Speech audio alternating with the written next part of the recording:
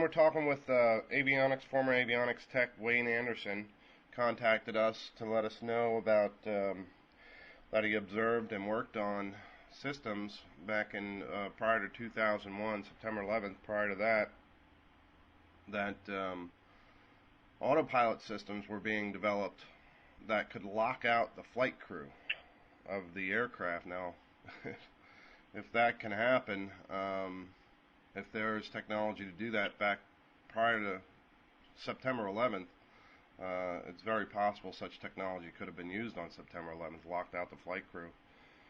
And so, Wayne, tell us a little bit about your background, what airlines you worked for, what avionics shops, and so on and so forth.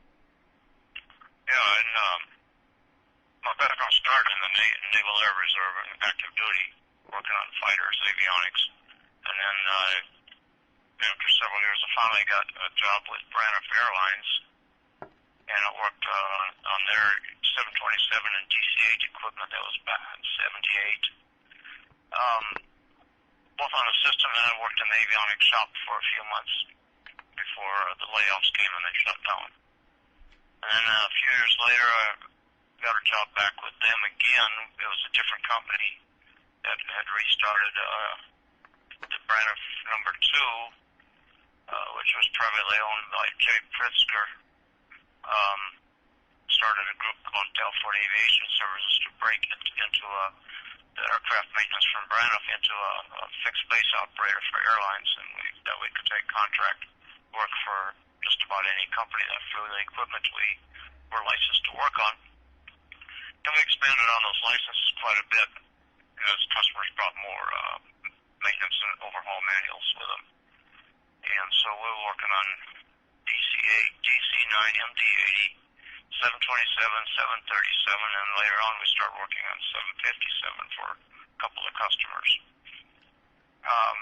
We didn't do bench work on the 757 stuff because of the cost. They weren't willing to spend overhead costs to get it started. There was probably a lot of competition already.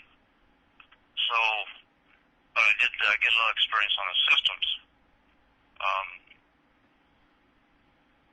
For the later part of the time I was working at Delford, I worked in either the avionics shop or the instrument shop. Worked on autopilot components for 727, and some were digital and some were analog autopilots, but none of them microcomputer at that time.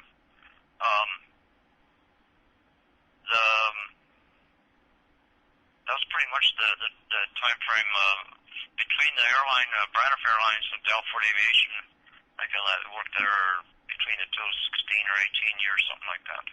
Okay, so, and I guess what year was it when you started working with or observing these systems that could lock out the flight crew? Why don't you describe that a little bit? Well, yeah, that was it had to be late 96 or early 97. I was working in well, you know what, Wayne, let me back up just a little bit and describe. Sure. And let's describe for the audience how autopilot systems work on these aircraft in general. Basically, an autopilot, you can set your altitude, your heading, and navigation fixes along a route with a flight management system on board, which is a computer, and you turn on the autopilot with a switch, and it'll fly that route at those altitudes that you preset. And if you want to disconnect, all you have to do is push a red button that's on the steering wheel. We call it a yoke. And a loud bell announces that you've disconnected the autopilot. Or if you brush up against the steering wheel, the yoke, a little bit too hard, depending on the aircraft, I believe it's 70 pounds of force or something. I forget off the top of my head. Do you remember, Wayne? Roughly that, yeah. Yeah, it's something like 70 pounds of force. If you brush up against the, or if you move the yoke, the autopilot will also disconnect, in case, the autopilot's doing something really strange and the pilot doesn't have time to even hit the button, and he just grabs the yoke to hold the airplane straight. The autopilot will disconnect. And even turbulence. can do it. Right. I've been flying along, and we hit a major bump in the road, so to speak, and all of a sudden, ding, ding, ding, the autopilot comes off. So, so those are the various ways you can disconnect an autopilot and maintain control of the aircraft by the pilots. The flight crew can maintain control. Now, what Wayne is telling us is that there is technology out there that completely locks out the flight crew from being able to disconnect the autopilot. And if the autopilot can be pre-programmed from the ground, or while it's airborne, the flight crew no longer has control of that aircraft. So why don't you get into a little bit of that technology, Wayne, that you observed? Yeah. There's, according to our avionics engineers at Delfort, there was a rumor out throughout the industry, understood it to have been quite widespread, but not confirmed. And this was back when? What year? This was in '97, late '96, early '97. Okay. That both the 757 and supposedly 767 had a backdoor, what you call a backdoor access to the system that could be accessed through some data link from the ground in order to take control of the aircraft. Now the premise there was that that would be used only to foil a hijack attempt to take control of the aircraft back from hijackers. Right. And this was, and back in '96, '97, it was only rumor at that point, right? Right. There was nothing substantial, and this engineer that I knew I worked with occasionally on various projects and jobs at Delfort was talking about it every once in a while, and they never could get any substantiated information out of Boeing. They were always real standoffish about discussing that sort of thing, or they just wouldn't at all, period. Oh, sure. They're always tight-lipped. Evasive, you know. And they were talking to Honeywell also, and any other avionics manufacturers who could have possibly been involved, and they couldn't just seem to get any information on it. Mm-hmm. So what happened, this engineer, through some contact in the industry, I don't know who, got some kind of software for his laptop computer. So he was playing with that thing for weeks, but you hear him talking about it once in a while. He's testing with it.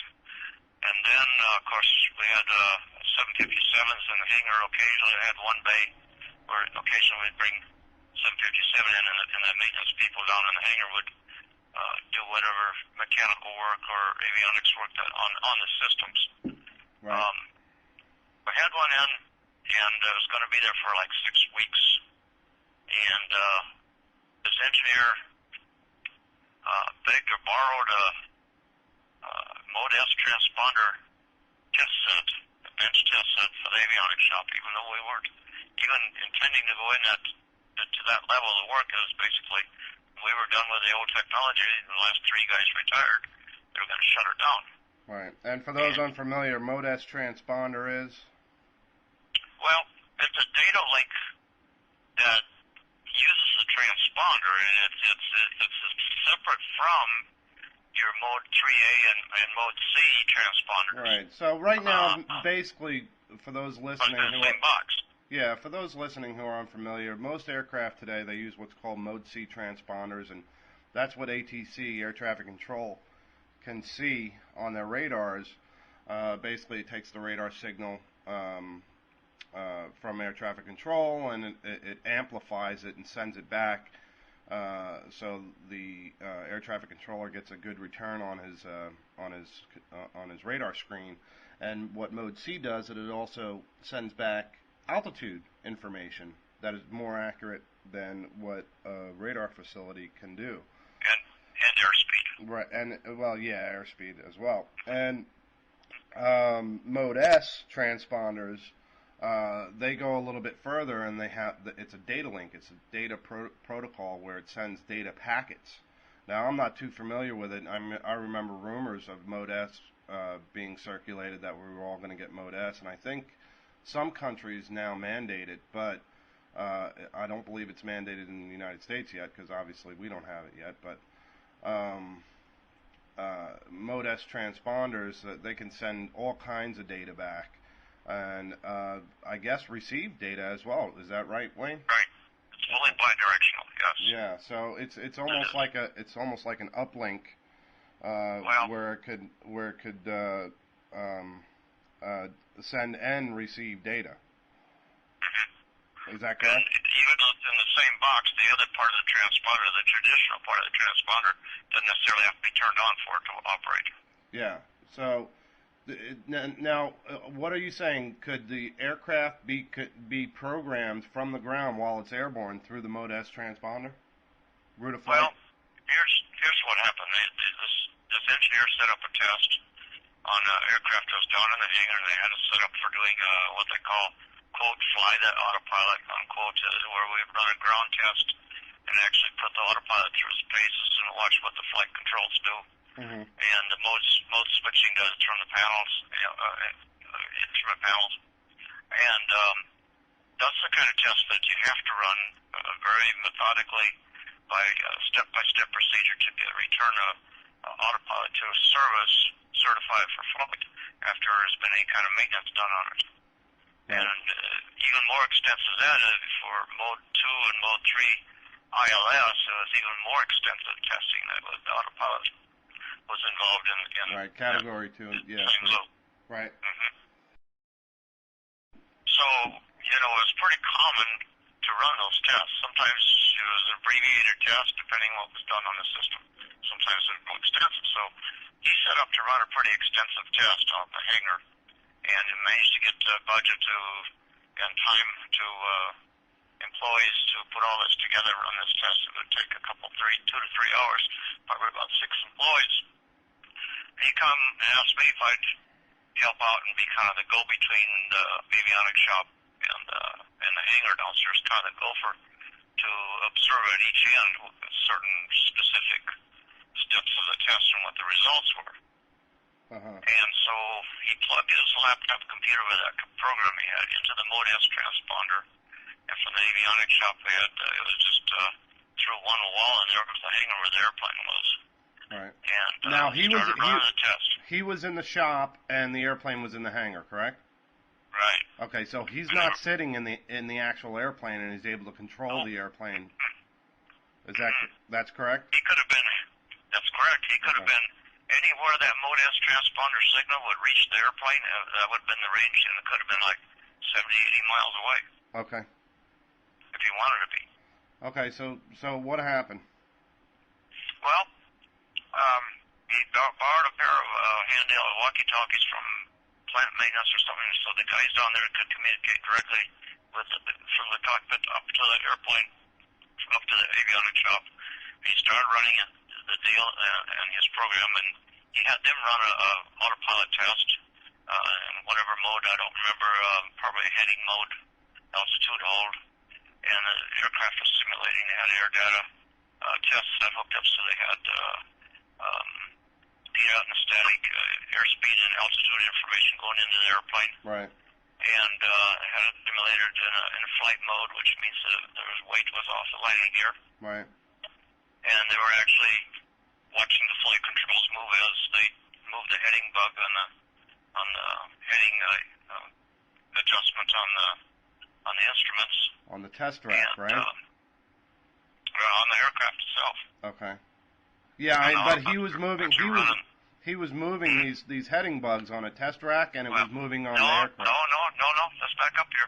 The technicians down in the airplane were actually running what's called a autopilot return to service test, just to be in the middle of that autopilot flying the airplane, basically. Okay. Okay, simulated on the ground. But was the guy controlling this all from his laptop from another room? Not yet. Oh, not yet. Okay. You let them run a bunch of things and fly that airplane all over the place. Okay, so they were simulating it in the cockpit first. Mm-hmm. Okay. Mm-hmm. Just like they were doing a return to service check on the autopilot system. Okay, I got you. Continue. Everything.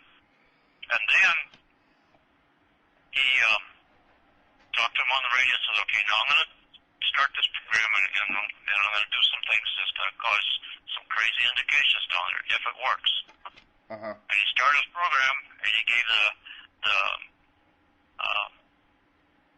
autopilot command to fly off in a different heading or a different altitude or something, and it took control of the airplane. It took control of the autopilot completely. Okay. And then he made it do a whole bunch of things, and them guys on the radio were kind of concerned from down, a little perturbed about what was going on. These were guys in the cockpit, right? Yeah. So finally they were after him so much, he said, okay, now it's time for you to go down there and tell those guys, when we're done with this test, you come upstairs to the avionics shop, and I'll explain to you what was going on. Did the guys in the cockpit try to disconnect the autopilot at that time? Not at that time. Okay. I went down there, and he was talking to me over the walkie-talkie just like he was them, and he's telling me, check this and check that, was done with the flight controls, verifying that the commands he gave, the airplane was actually trying to follow. And it was. Huh. These guys sitting in the cockpit were kind of perturbed. Right. Just a little bit. Right. Because, see, they were testing the autopilot on a customer's aircraft. Well, I don't know if the customer authorized this, supposedly. And they were basically just running a dummy test of a return to service check, and the autopilot basically failed the test. Because it was doing things because the autopilot seemed to be doing things uncommanded from the people that were sitting in the cockpit, right? Exactly. Yeah. And they had no clue where it was coming from, and they were really upsetting to them. Right. Because now they were faced with the decision, we're going to have to write up a Downing discrepancy on this airplane.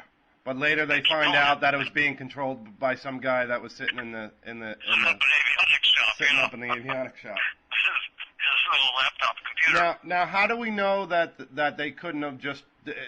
They probably tried to disconnect the autopilot while he was sitting in the cockpit. He told him not to. He told him just be patient with me. He said, okay. That's what he told him. He told him be patient with me, guys, because they were really getting popping at him over that walkie-talkie. They were really perturbed. Right. This is really upsetting for their line of work. See?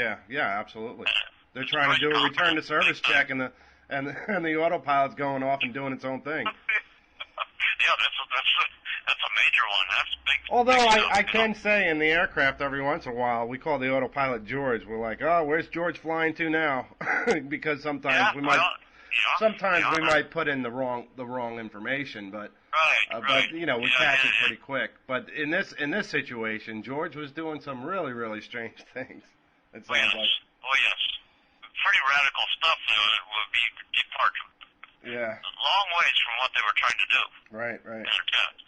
Just to be sure that to have a real positive look at what the control is doing. Right. So then while I was still down there, he said, okay, now let's start pulling circuit breakers. And as we started pulling circuit breakers, whether it be the transponder or the autopilot or the computer, I can't remember the term for that, the acronym for the computer on the 757 that managed all that. It didn't seem to matter what breakers. We had them all out at one time. Wow. Still had control of the autopilot. It was still flying the cut-and-picking airplane. There wasn't nothing you could do with it. Wow. See, now that's very important, folks, because, I mean, the circuit breaker is your last chance to disconnect that autopilot. We discussed the disconnect button on the yoke, if you hit the yoke or move the yoke at a certain pounds per square inch, certain pressure of pounds, the autopilot should disconnect. But once you start pulling, and if that all fails, and if you start pulling circuit breakers, it should definitely be the autopilot should disconnect at that point. Now, what Wayne is telling us is that the autopilot remained on and controlled from somebody who was not in the cockpit. And all this technology was available prior to September 11th, 2001. That's pretty wild. As a pilot myself, and I'm sure a lot of other pilots are going to be interested in hearing this, we've always been told and been taught, and the way we fly, we control our aircraft. And knowing that somebody else can control it from the ground is just it's mind-boggling that you have no control over your aircraft and control over the safety of your passengers. So at that point, it became a major upsetting, major emotional upset for even the engineers. And by that time, our chief engineer upstairs was back in the avionics shop looking over, and he was just beside himself. He just, no, this can't be, you know. Now, who was the engineer? Was, you know? Do you remember who the engineer was? Because, you know, a lot of people are going to say, well, who is this Wayne Anderson guy? People are going to look into your background. His name. I don't know if he'll collaborate the story because of career bashing, but, you know.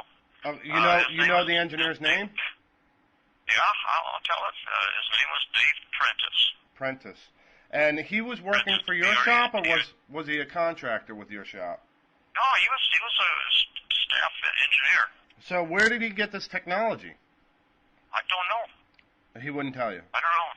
Well, I was kind of off to the side. He struck me over there just to run this test to help out for the test. So, you know, he was weeks working with this stuff. We saw him moving around the building a lot of times. Sometimes in the avionics shop, sometimes somewhere else. That laptop, sitting there studying over that thing for a long time. Huh. I don't know. I don't recall hearing him say where he got the okay, so it might have been proprietary software that you know he knew somebody who knew somebody who knew somebody. Yeah. Where he got his hands on it to check it out. Yeah, exactly. And that's not uncommon in any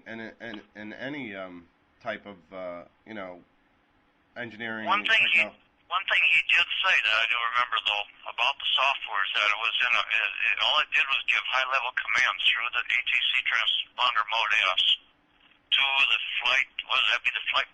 Not the flight management system. Can't remember the acronym of 757 for the computer that manages all the autopilot. Well, yeah, it's the FMC, the flight management computer that manages all that, but. So all it needed is the systems in the computer in the airplane, in the aircraft. Yeah, we also had in our aircraft. Yeah, in our aircraft. It's called an IAC, integrated avionics computer. Yeah. Okay. Where it basically that's the central system, and then through the flight management computer is just like an end user terminal.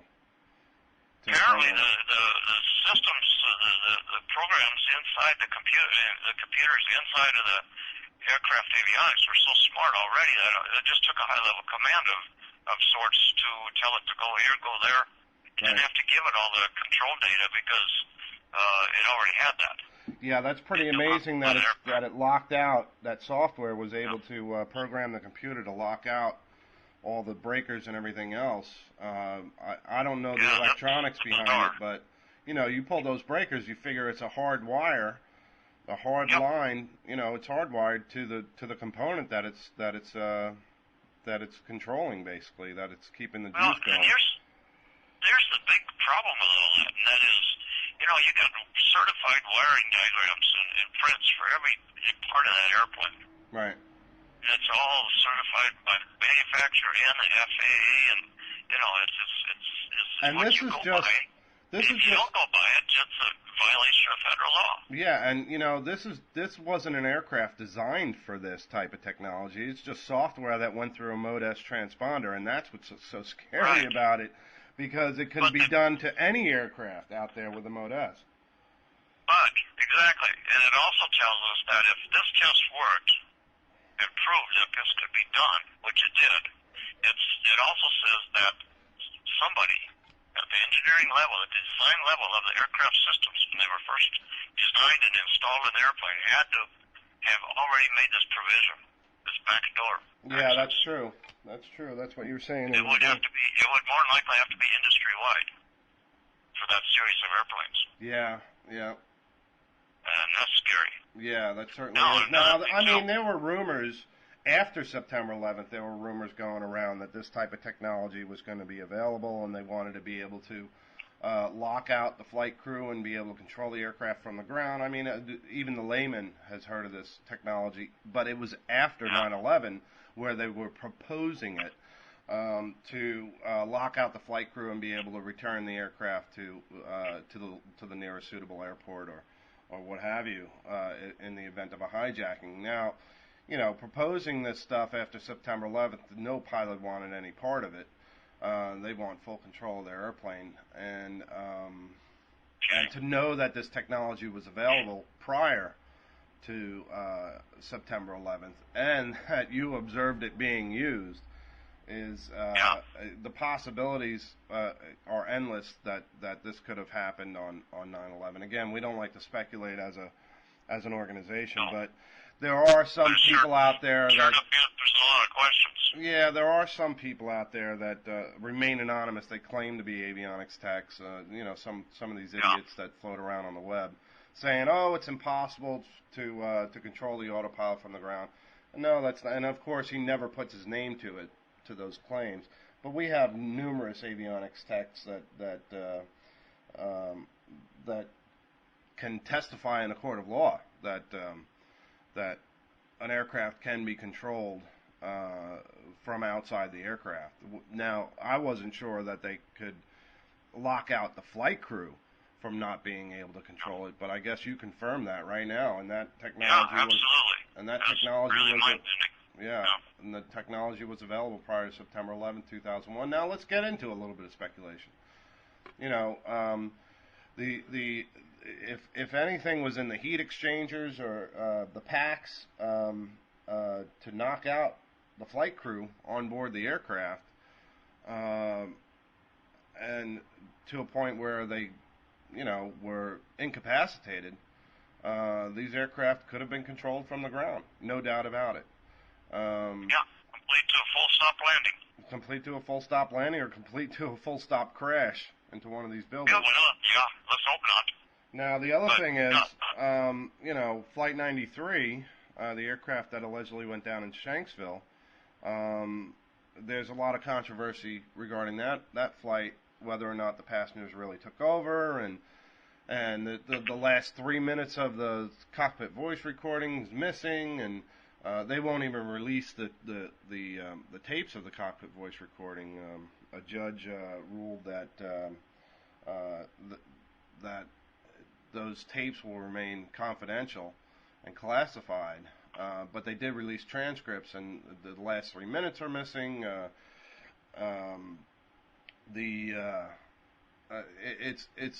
It would be interesting if this aircraft, this flight crew was trying to take control of the aircraft once again, and then they just crashed it.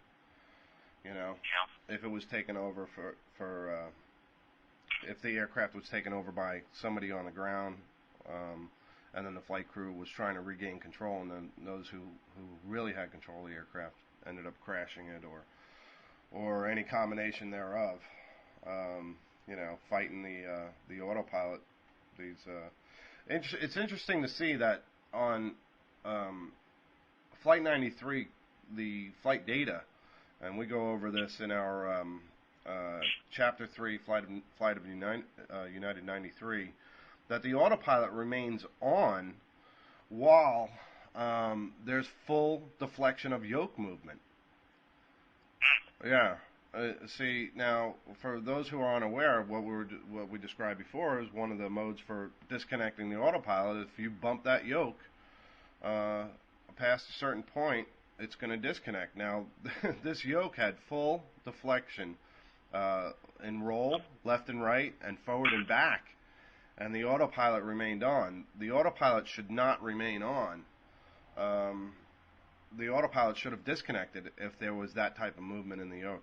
So that was one interesting thing that we pointed out in our film. One of the troubleshooting tests that we did on autopilots back then was whatever axis that we needed to test for this, we checked the servo from the cockpit by overriding the autopilot input, and we had actually a strain gauge to see just how much yoke pressure it took to override the control physically, because there were slip clutches in the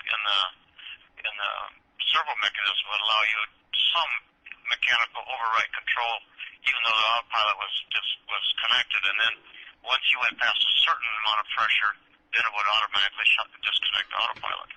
Yeah, exactly. I mean, and it's not really that much pressure. So you think 70 pounds of pressure is a lot. It really isn't. Two hands on the yoke, and you push a little bit of pressure on it, and it should disconnect. And the other thing is the same thing happened when the supposed hijacking took place on United 93. You could see a nice bump in the yoke where during the time frame when the supposed hijacking was taking place, you see this big old bump in the yoke where the aircraft even lost 700 feet of altitude, but the autopilot remains on.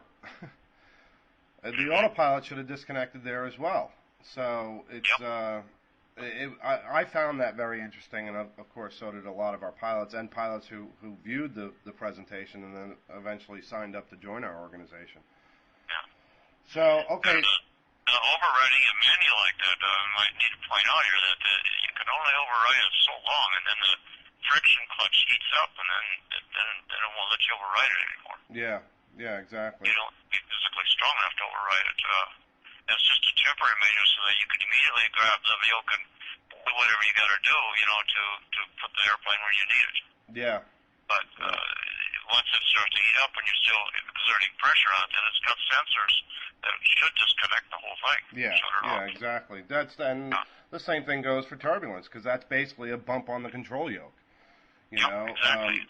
The turbulence it flaps the control surfaces, which moves all those wires, cables, hydraulics, what have you, and it exceeds the amount of pressure to release and disconnect the autopilot, and the autopilot disconnects all on its own just from a turbulence bump, from a moderate thrust or something. In turbulence, what happens, the autopilot is monitoring a certain range of flight parameters, and when you get turbulence, if the airplane gets outside of that range of flight parameters, and it gets those flight parameters from sensors in the airplane, and they're spaced throughout the airframe. Right. Gyros and accelerometers and different things that are sensing the motion of the airplane. If it gets a spike in any one of those that's outside of the envelope that the autopilot deterrent is designed to control, just say, no, this airplane's out of control, pilot, take it.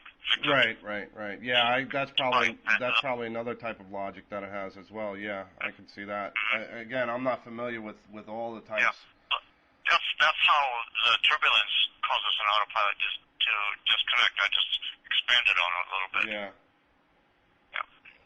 Yeah, there's all different. So, we have pages and pages and pages of logic for the aircraft, and we just say, hey, that's the avionics tech guy that'll answer that for you.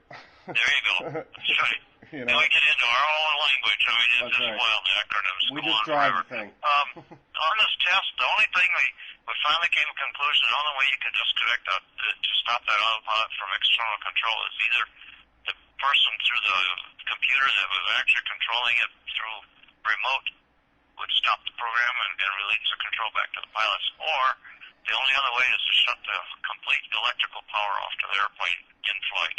Yeah. Now there's some. That means the standby battery too. Disconnect the battery too momentarily, and then you could restart everything, and there would be, of course, probably they take back control of it again. Yeah.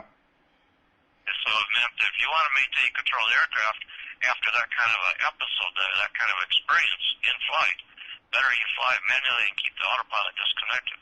Oh, absolutely. Absolutely. Yeah, Boeing also has. I saw some documents. It was a while back, so I forget exactly what the name of it was. I want to say Pegasus, but it's not Pegasus. It starts with a P. That they have some type of satellite system that they were implementing for just this purpose of controlling aircraft from the satellite system. Yeah. Now, whether that was implemented back prior to September 11th, it's speculation. Well, but as they say, even way back to the 70s, the military was able to remote control a lot of their airplanes. Oh yeah, sure. So the technology was already out there. And they could remote control it from the ground. They could remote control an aircraft, a fighter, say, from another airplane like AWACS or they were doing.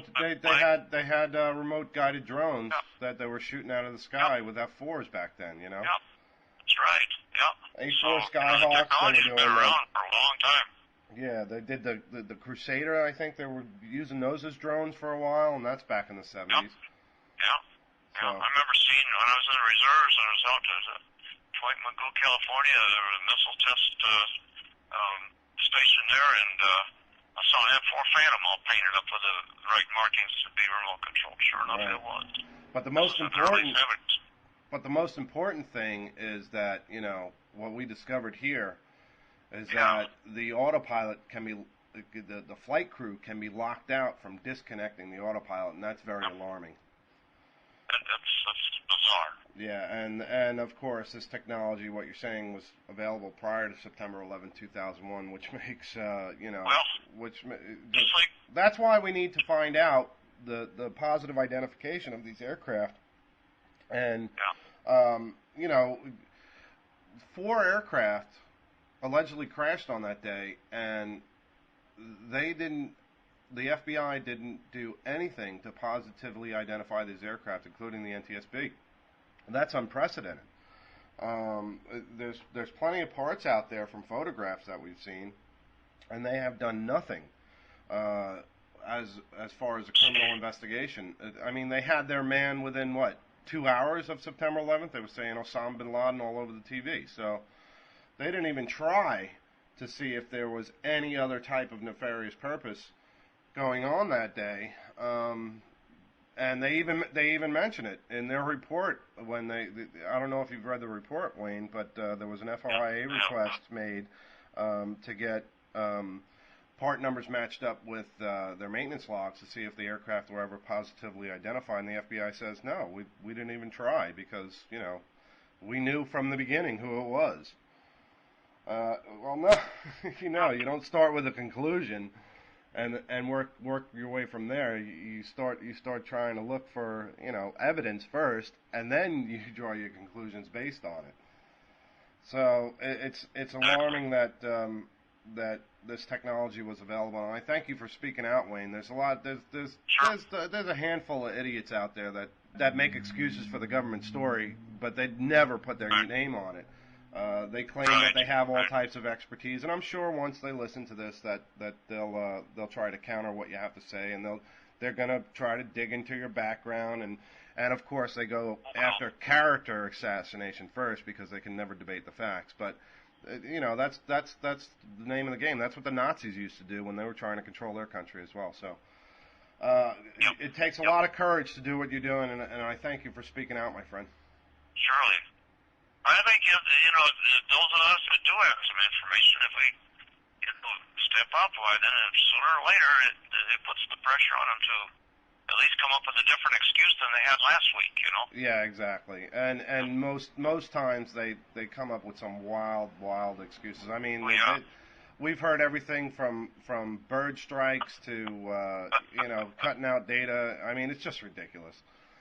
Well, you hear the one about rats eating up the wiring on the airplanes? Yeah, they have little gremlins in there. I mean, the Dornier jet that I used to fly, that thing used to have gremlins all the time. But it was an ongoing joke among the crews and the avionics techs. I'm sure. Yeah, because there were all kinds of gremlins in that. Well, you know, as upsetting as it was for us guys that run this test, I mean, it was a real earth-shaker for us. I can't imagine what a flight crew member would think about it. Oh, boy. It just blows my mind even consider that. Now, it's interesting to note that Field McConnell, one of our members, he used to fly the 747 for Northwest, used to be, I think he went to Top Gun. He was a Navy pilot. He was friends with Chick Burlingame, the pilot that was reported to be on American 77, the aircraft that allegedly hit the Pentagon. And he was talking about this technology where they have this gyro in the aircraft that was put into the aircraft by Boeing that enables the aircraft to be taken over from the ground. But I don't think he knew that it could lock out the pilots. So this is interesting that you talk about this. And I'm going to shoot this off the field as well, so he can review it and see what he thinks. And of course, I'll get this up on the web with a little bit of an article outlining what's in the interview. Do you have anything else to add, Wayne? Can't think of. Well, after the run that test, there was, some meetings of the mines and the avionics shop, and that brought the technicians from downstairs up and had a little session with us. And basically, we were told that to preserve careers in the industry, to do about this, it's probably best just, not say anything. Well, yeah, sure. It's been a while back now, so most of those guys are retired, Yeah, non-disclosure agreements and all that kind of stuff. Yeah, they can't be messed with but so much now, I would think. So the fact is, I forgot about it until I came across you guys' website and was reviewing some of the little video clips of it, and I got to noticing there was part of the story apparently they didn't know about, so that's why I started making phone calls. Right. Email say, hey guys, there's some more to it, this story. Yeah. And all that started flooding back in from my memory, and that because you go through something like that's that provocative. You may forget it for a period of years, but it's not hard to recall it when something jogs your memory. It's there. Well, that's why we're here. That's why we have the website, and that's why we have the organization. That's why we're here, so we can get more people recognizing what's out there. And it's basically almost like a call to arms, where people who are puzzled about 9/11 but never really thought about it, and were in the profession. They saw some things that really didn't add up. Then they see our website and they see how many anomalies are growing. The growing mountain of conflicting information with what the government has told us and what's in the 9/11 Commission report. We get people like you speaking out, and that's why we're here. So again, I thank you for having the courage. What happened in regards to this at Delfort in the next two shifts? See, we're like 24/7 operation. Right. Next two shifts from the radio electrical shop or avionics shop down in the hangar. They assigned two technicians to go through that airplane and look for another circuit breaker panel anywhere you can possibly look. Mm-hmm. Well, it was a customer's airplane, and it wasn't all tore apart for a major overhaul. And when you say a customer's airplane, this was they could do, but they never found anything. Right. Never found another circuit breaker panel. But it had to be something somewhere. Right, and we need to make clear that this airplane was a 757. When you say customer, some people might think it's a small aircraft. This was a 757. No, the customer owned their. We contracted. They brought their 757 to us, and they were the customer, and we were the service shop that was working on them. Right, exactly. They contracted out. Yeah. Exactly. They didn't have their own maintenance to do this level of maintenance, or they didn't have enough manpower to cover the workload, so they'd farm it out to us. Yeah, and that happens all the time in the airline. I mean, that even happens with the major airlines. You get, you get an aircraft stuck somewhere. They contract it out to base maintenance, whatever maintenance facilities on the field that they have contracts with. Yeah. All right. Well, two more shifts, two technicians. Each shift couldn't find where that extra power was coming from. All the systems. Yeah. It was really hidden somewhere, buried in that airplane. Yeah. But it was there. It had to be, or it wouldn't have done what it did. That's pretty alarming. It is. Yeah. And what that tells me is that there's something in the wiring in an airplane that's not even documented on the wiring diagram. Yeah. Well, obviously, they don't want us to know. Yeah. As far as the Federal Aviation regulations, that's a big no-no to have undocumented modifications or undocumented wiring in the airplane. I mean, everything's labeled. Yeah, I mean, well, sure. Yeah. Yeah, it's definitely illegal, but you know how the feds work. They look the other way on most of this stuff. That's right. They have pencil whipping going on. Yeah, there'd have to be collaboration for the manufacturer to do that. Yeah, I mean, even pencil whipping that goes on at some of these airlines where they've been caught in the past. But they wait until an accident happens before somebody, before they speak up, because then there's so many eyes looking at it, the feds can no longer turn a blind eye, Yep. So, all right, Wayne. Hey, thank you so much for speaking out, and we'll be in touch. Sure. All right, and we're going to add you to the list of our members. Is that all right? That's fine. Yeah. Okay. Yeah. Sure enough. All right, Wayne. Stay in touch. Yeah, And if you have any questions, or if anybody out there has any questions, just email us at pilots@pilots911truth.org, and I can forward the questions on to Wayne. If I can't answer them, and of course we'll have a discussion forum up, and if you want to join us as well, Wayne, I'll have a discussion thread put up where you can discuss it. Okay? Maybe field some of the questions if they come my direction. Exactly. Yep. All right, thank you so much, my friend. Yep, take care now. Bye-bye. Bye. So there you have it, folks. Technology was available, of course, to control the aircraft from the ground prior to September 11th, but we never knew that the flight crew could be locked out of the system, because flight crew is part of the system for controlling the aircraft, and that's very alarming. That this technology was available prior to September 11th, and even the crew that was testing the system in the aircraft got very upset that they could no longer control it, and some other guy was controlling it from the avionics shop. We'll have a post up with discussion in our forum if you have any questions, and email us at pilots@pilots911truth.org if you'd like some questions answered. Thank you for listening.